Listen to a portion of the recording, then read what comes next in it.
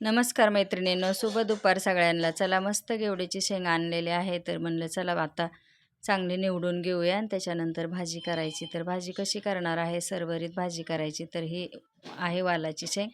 तर आम्ही याला वालाची शेंगच म्हणतो. तर आता इथं कढई गरम करायला ठेवली, तोपर्यंत शेंग धुवून घेते. तेल तापलं आणि त्याच्यामध्ये थोडंसं जिरे मोहरी टाकून घ्यायचं, थोडासा लसूण टाकायचा आणि याला फक्त लसणाचं तिखट टाकत आहे, कारण लसणाच्या तिखटावरचीच भाजी घेवडीची किंवा वालाची खूप सुंदर होती. तर कुठलाही मसाला वगैरे काही टाकायची गरज नाही आणि एकदम सोप्या पद्धतीत आणि पटकन होणारी अशी वालाची शेंगा आहे. तर मस्त आता इथं मी लसणाची चटणी टाकून घेते तिखटवाली आणि त्याच्यानंतर मग हळद वगैरे तर टाकूनच घेतली आणि फक्त 2 मिनटं वाफेवर शिजू द्यायची. थोडंसं पाणी टाकते. पाणी टाकताना मी काय करणार आहे, गरम पाणी टाकून घेते. चवीनुसार मीठ टाकलं, तर गरम पाणी करायला ठेवलं होतं इकडे. तोपर्यंत शेंगदाण्याचा कूट पण काढून घेतला होता आणि नंतर म्हणलं आता चला शेंगदाण्याचा कूट पण टाकून घेऊया.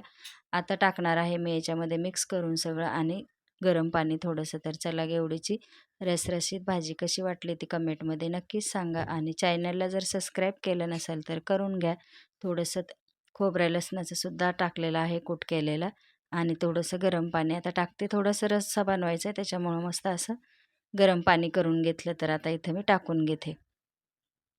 फक्त 5 ते 6 मिनटं वाफेवर शिजू द्यायची. एकदम कवळी लुसलुशीत आपली वालाची शेंगा आहे.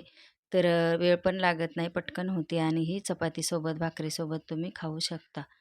तर छान झाली आता इथं रसरशीत आपली वालाची शेंग. एकदम सुकी पण नाही, जास्त पातळ पण नाही, एकदम मिडियम अशी. चला मग परत भेटूया पुढच्या छोट्याशा व्हिडिओमध्ये.